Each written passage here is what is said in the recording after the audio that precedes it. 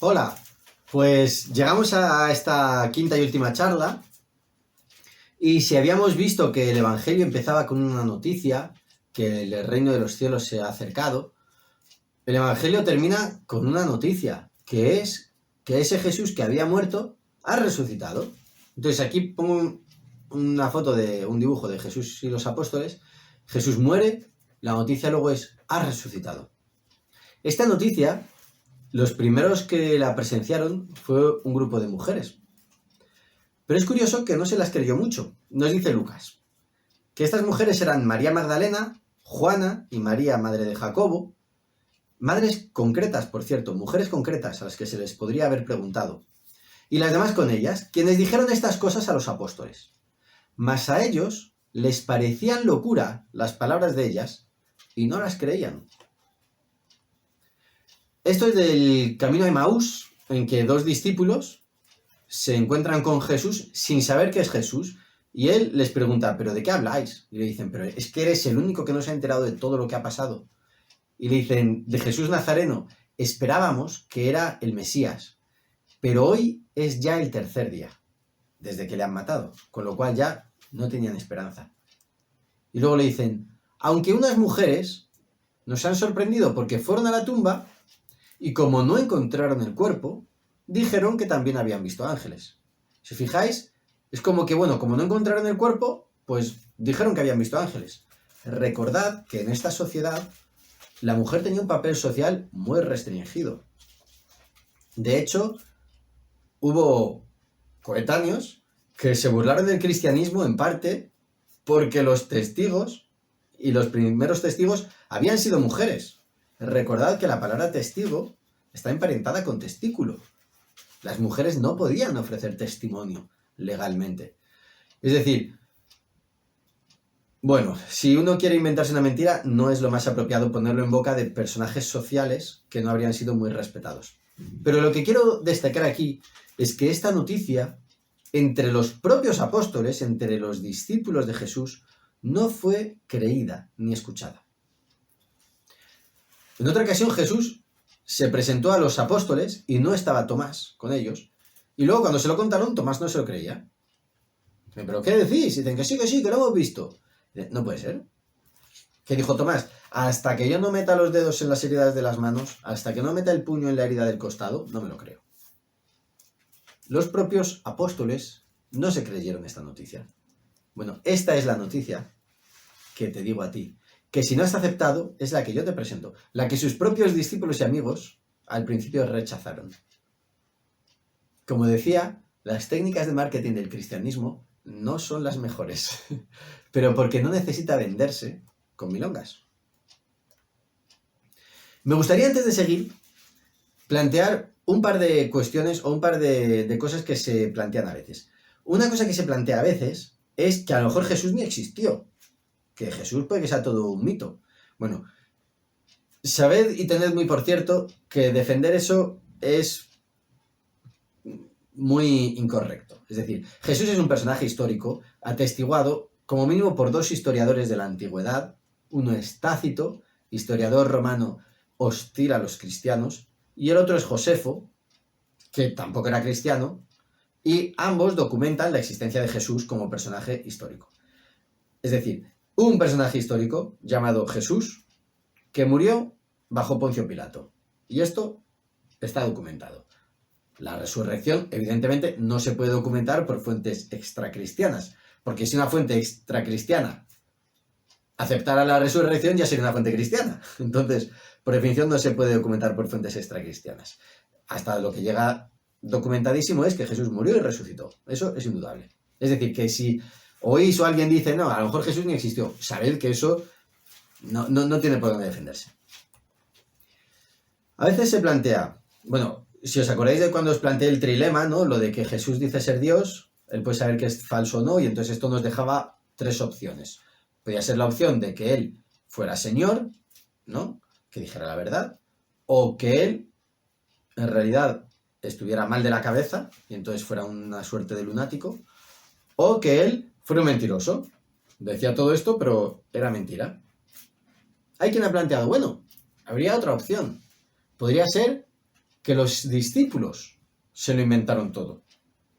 Que ese Jesús histórico dijera ciertas cosas que no nos han llegado porque los discípulos se conchavaron y organizaron ahí un sistema súper organizadísimo en el que consiguieron inventárselo todo. Por cierto, bastante difícil porque hay testimonios independientes. Es decir, hay 4 evangelistas, hay textos en que han bebido de las mismas fuentes, pero hay pasajes que son independientes. Entonces, bueno, es bastante difícil, pero bueno, alguien podría plantear, no, a lo mejor lo han conseguido inventar gloriosamente. También, por cierto, sería difícil aceptar todas esas ocasiones, como lo que hemos visto antes, en que te están contando cosas que van en su contra. Es decir, si yo me estuviera inventando algo, posiblemente no lo pondría en boca de personajes sociales poco respetados, como son las mujeres. Lo pondría en boca de un rabino, de alguien, ¿no?, más creíble. O si me lo quisiera inventar, pues a lo mejor no reconocería que hemos estado discutiendo sobre quién es el más importante. O no reconocería que no nos lo hemos creído. O no reconocería todas las ocasiones en que no tienen fe. Pero bueno, podría plantearse. Los discípulos se lo han inventado todo muy hábilmente. ¿Vale? Vamos a dejar que ese pensamiento nos lleve a ver a dónde nos lleva. ¿Lo sabían? Es decir, se inventaron la resurrección, pero ¿lo sabían? Como os decía, Jesús ha muerto. Vamos a imaginar a Pedro. Él empieza a decir que Jesús ha resucitado, pero es mentira. La pregunta es, ¿Pedro sabe que está diciendo algo falso o no lo sabe? Vamos a imaginar que lo sabe, que Pedro decide inventarse que Jesús ha resucitado. Por eso lo inventa. Entonces, luego sufrió palizas, sufrió cárcel y al final acabó muriendo, no ya de muerte violenta, sino de muerte tortura, crucificado cabeza abajo. ¿Se dejaría uno matar y torturar por algo que sabe que es mentira? Yo, por ejemplo, Miguel, no he conocido en persona a Jesús. Yo he creído por fe. Yo podría estar engañado, a lo mejor todo esto es mentira. Y a lo mejor yo podría estar dispuesto a ir a la muerte y en realidad es todo mentira. Pero Pedro, si dice que resucitó y es mentira y se lo está inventando, ¿estaría dispuesto a llegar a la muerte por esa mentira? Pero es que no es solo Pedro. Pedro, Andrés, Felipe, Bartolomé, Santiago, el otro Santiago, Juan es el único de los 12 que no murió de muerte violenta. Él murió en el exilio. Pero los demás murieron de muerte violenta. Y otros que no eran los apóstoles también murieron de muerte violenta. ¿Estarían dispuestos a dejarse matar en muertes muy crudas por una mentira que saben que es mentira? Vamos a imaginar que no lo saben. Es mentira, pero no lo saben. Por ejemplo, imaginemos a Pedro. Él ha puesto toda su ilusión, toda su esperanza en su líder Jesús, y su líder Jesús muere. Entonces no es capaz de superar toda esa situación, y entonces una clavija patina y empieza a alucinar como que le ha visto, o empieza a tener visiones, alucinaciones, delirios, empieza a desarrollar un cuadro de enfermedad mental en el cual él está convencido de que Jesús ha resucitado, pero no es verdad. Sería un enfermo mental. Vale, sería creíble. Pero de nuevo, Pedro y Andrés y Felipe y Bartolomé y Tomás, y todos, una enfermedad mental múltiple. Es realmente mucho pedir a la imaginación. Digamos que esto tampoco es tan fácil de defender.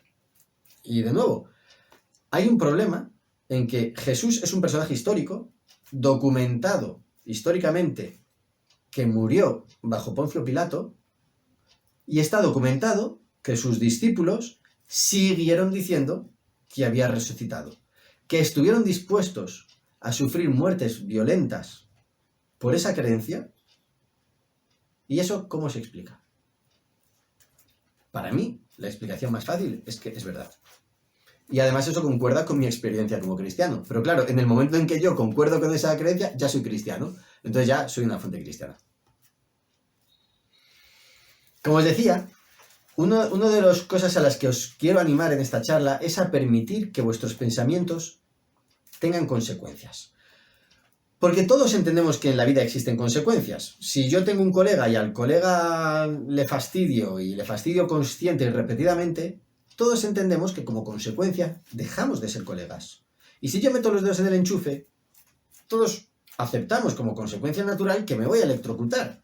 No pensamos que la electricidad me ha castigado por profanar su espacio. Es decir, hay consecuencias, pero a veces como pensar es gratis, pues le dejamos que no tenga consecuencias. O consecuencias absurdas, o consecuencias que chocan una con otra. Mirad, este dibujo de la chica que os decía que amoldaba la realidad a lo que ella piensa.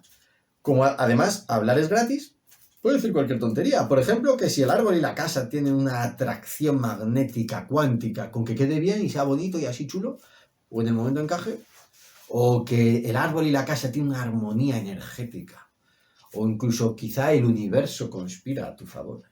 Es decir, se pueden decir cosas de lo más pintoresco, el caso es que queden bien. O ellos quieren que pensemos que están cerca la casa y el árbol, pero es mentira. A lo que os quiero animar es a que le deis valor a los pensamientos. No los despreciéis por el mero hecho de ser baratos. Son valiosos.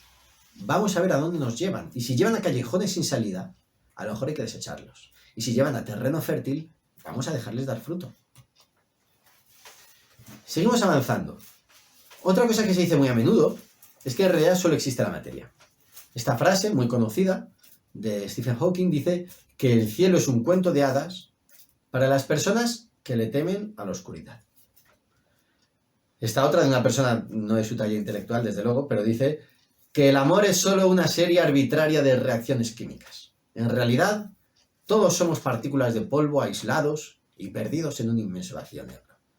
El materialismo estricto lo que dice es esto: solo existe la materia es lo que existe, todo lo que no sea materia no existe. Todas esas vivencias como el amor u otras vivencias en realidad son reacciones bioquímicas en el cerebro y solo eso. Esto generalmente lo defienden muy pocas personas. Yo conozco a pocas personas que sean coherentes con esto, porque ser coherente con este tipo de creencia es realmente difícil, porque lleva a lugares en los cuales, como dice este meme, pues mira, es que el amor a la porra. No significa que un buen materialista no pueda amar.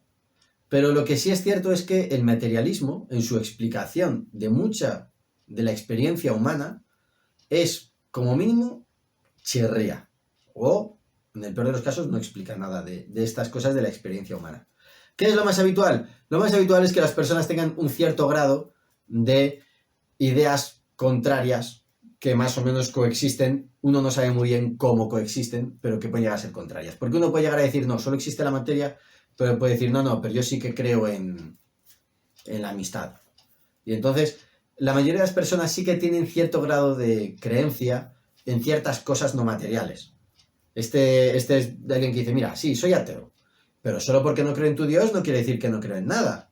Creo en la compasión, amor, amabilidad, lógica y razón, igualdad, empatía, integridad, honestidad. Y sobre todas las cosas, creo en mí. Es decir, uno cree en cosas. Lo que no admite es la existencia de ese Dios personal. Quiere, en cierto modo, se quieren los subproductos. El amor, la amistad, eso sí nos gusta. Ahora, cuando nos dicen el pecado, la maldad, eso ya no nos gusta. Porque si Dios es un cuento de hadas para personas que tienen miedo a la muerte, también me podría preguntar, ¿el amor es un cuento de hadas para personas que tienen miedo a la soledad? O quizá la compasión es un cuento de hadas para personas que tienen miedo a la sociedad. ¿La igualdad es un cuento de hadas para personas que tienen miedo a la competición? ¿Dónde está el límite de este tipo de pensamientos? La experiencia humana tiene algunos acontecimientos que quedan muy mal explicados por el materialismo. Y como dijo también otro, la sed existe y existe el agua que satisface la sed.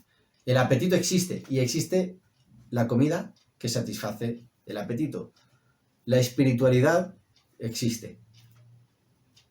¿Qué satisface la espiritualidad? Bueno, Dios es la respuesta que muchas de las personas que conocemos están buscando. Lo buscan en el subproducto, evitando, en lo posible, esa primera parte, arrepentíos y creed en el Evangelio. Esa es la parte que no gusta. Normal que no guste. Como decía, piensa a dónde llevan tus pensamientos. No los desprecies por baratos, porque son valiosos. Y si es cierto que efectivamente hay un camino a Dios, ¿puede no haber consecuencias en que exista ese camino? Si decimos que el hombre está separado de Dios por culpa del pecado, y ahí empieza todo, en el pecado. Y no podemos dejar de hablar del pecado, porque el pecado es lo que nos separa de Dios. La maldad es lo que nos separa de Dios. La maldad es lo que produce tantas cosas terribles en el mundo. La maldad es lo que hay que solucionar. Hay que mirar a la maldad, y no podemos mirar a otro lado. La maldad existe y hay que mirarla. Si esa maldad, la respuesta es un camino y es Jesús, puede ser que yo conozca ese camino, puede ser que yo atraviese ese camino y que no haya consecuencias. Eso tampoco es posible. Si yo estoy de este lado, entonces, ¿qué pasa? Si tú eres ciudadano de este lado del barranco, ¿tu vida puede ser igual? Tu vida no puede ser igual si eres de este lado del barranco. Si había un problema con Dios y tú ya tienes ese problema solucionado, tu vida se impregna de lo que hace ese Dios. Eso, en tus sueños, en tus ilusiones, en tus ambiciones, en tus esfuerzos, en el uso de tu tiempo, eso no se impregna. Todo esto en tu vida es luz para la gente, es bendición para la gente. Si no lo es, hay que plantearse algo. ¿Cuáles son esos sueños, esas ilusiones, esas ambiciones en que usas tu tiempo, tu fuerza, tu energía? ¿Bendice a los demás o no? Esa pregunta es muy importante, porque si estás de este lado del barranco, Jesús dijo que una ciudad asentada en un monte no se puede esconder. Así alumbre vuestra luz delante de los hombres. ¿Luces? Luce. Luce. No seas una persona sentada en la queja, o en mirar a otro lado, o en esconderse de la maldad, o en esconderse de los problemas, o en esconderse de los conflictos. La luz hace falta donde hay oscuridad. Y voy a terminar con otra imagen, que es un poco una crítica de cómo somos a veces, ¿no? Este chico dice, la peña apesta, todo el mundo va a su rollo. Y la chica le contesta, sí, la verdad es que sí. Oye, ¿y qué haces esta tarde? Jugar a la Play, a mi rollo. Si somos así, ¿de qué nos estamos quejando? Permite que tus pensamientos, si son fértiles, den fruto. Hazles caso. Y si estás de este lado del barranco, tiene que tener una consecuencia. Luce.